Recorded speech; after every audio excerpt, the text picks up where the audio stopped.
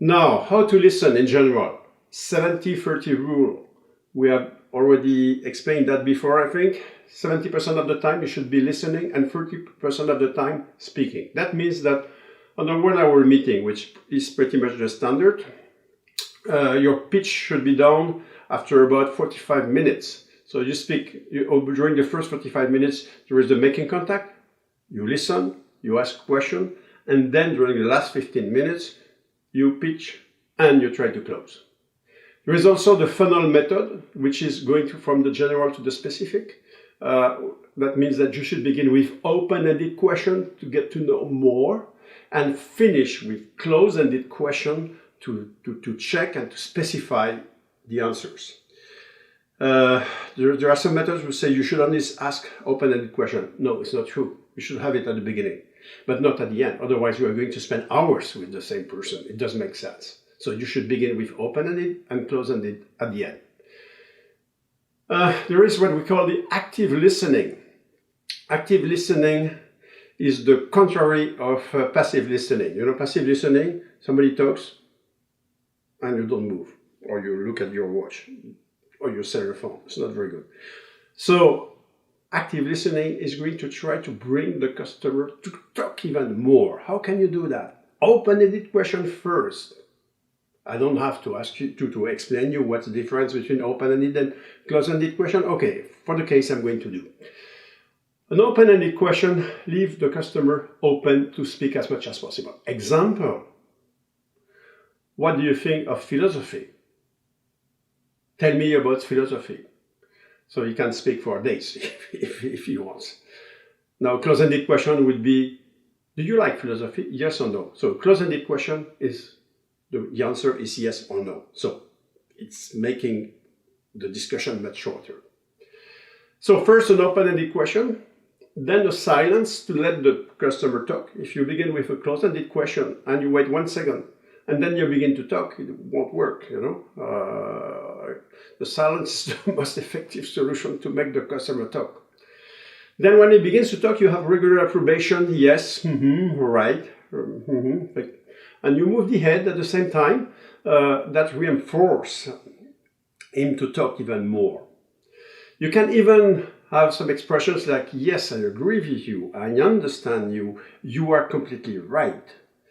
And you can sometimes also reformulate, so that you take a few words that he said, a few sentences, and try to reformulate. So you can, try to orient the conversation and bring him to speak even more about what he said before. Repeating is just taking exactly the same word or the same words and asking to comment what he did before. So all that combined makes the active listening. So I repeat, open-ended question, the silence to let him talk, regular approbation, yes, right, reinforce, I agree, I understand, you are right, and reformulate or even repeat a few words so that he can comment on it. All that is active listening. And as a rep, as a salesperson, you have to completely master that and use it when necessary. Not all the time, because otherwise your sale is going to be too long. Now the different kind of question you should alternate. Open-ended question and close-ended question, we already talked about that. Open-ended at the beginning, close-ended at the end. Alternative question. Alternative question is you let the customer choose between two things. Okay. Sometimes he's going to tell you not A, not B, C. He's going to say C. Is it black or white? It's neither of it. So, but what you want, you get it. That means that he talks. Suspended affirmation. You are Mr. and you don't say anything, and he's going to give his name, for example. So that's also used in customer service, because sometimes for customer service, customers are not very happy to hear the kind of question, what's your name? Say, hey, I'm not here, you're not the police. So we use suspended affirmation. You are, and then the person helps you, the customer helps you finish the sentence. There is also the hypothetical question. Let us imagine that in the future, you're in your house and this house burns, or you don't have any insurance, what do? There are the induced questions. People in general say that it's going very well in your business, or that your business is not going very well. You don't ask a question, but he's going to feel compelled to answer or to give more information about what you say, to tell you, you are right, and I would even add that. Or, on the contrary, no, it's not absolutely true. Who told you that? But it's not the case, and he's going to go further. There is also what we call the mirror technique, which is to take one of the last words of the sentence, so that the person can comment on these few words, and you can go for a very long time.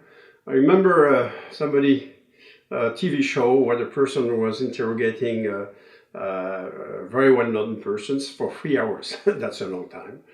And he would always, he couldn't know all the fields. It was one per day.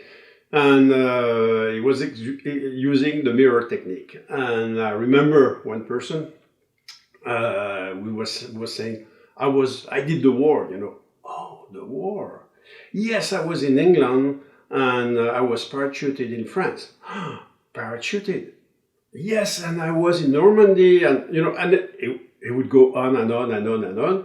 And that was a very easy way to have a very long conversation. Obviously, you want to begin with a conversation. You don't want to do it all the time. So you are going to end your meeting, your fact-finding with close-ended question.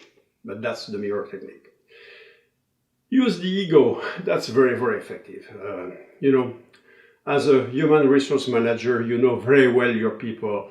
So could you tell me, the person feels so happy to be good, to be recognized, I would say, that is going to explain you more. As a marketing director, you know very well the figures of your company, so could you tell me that and that. There is also something that I don't like too much, but that is sometimes effective, which is to tell a lie in order to get at the truth. That sometimes works too. So, I'm not here to tell you that you should use everything here. I know that you already use some of it. I would like you to just pick one or two more than what you are doing now and try to improve your quality of questioning to get more of your customer in less time and better quality too. I have to say that I like to use the ego and hypothetical questions are very good too. But you know, it's up to you. Now, what you should avoid, and that we see very often, because I coach people in the field, I go, you know, with the reps in the car, I go and meet their clients with them, and I hear a lot of things, and some really should be avoided.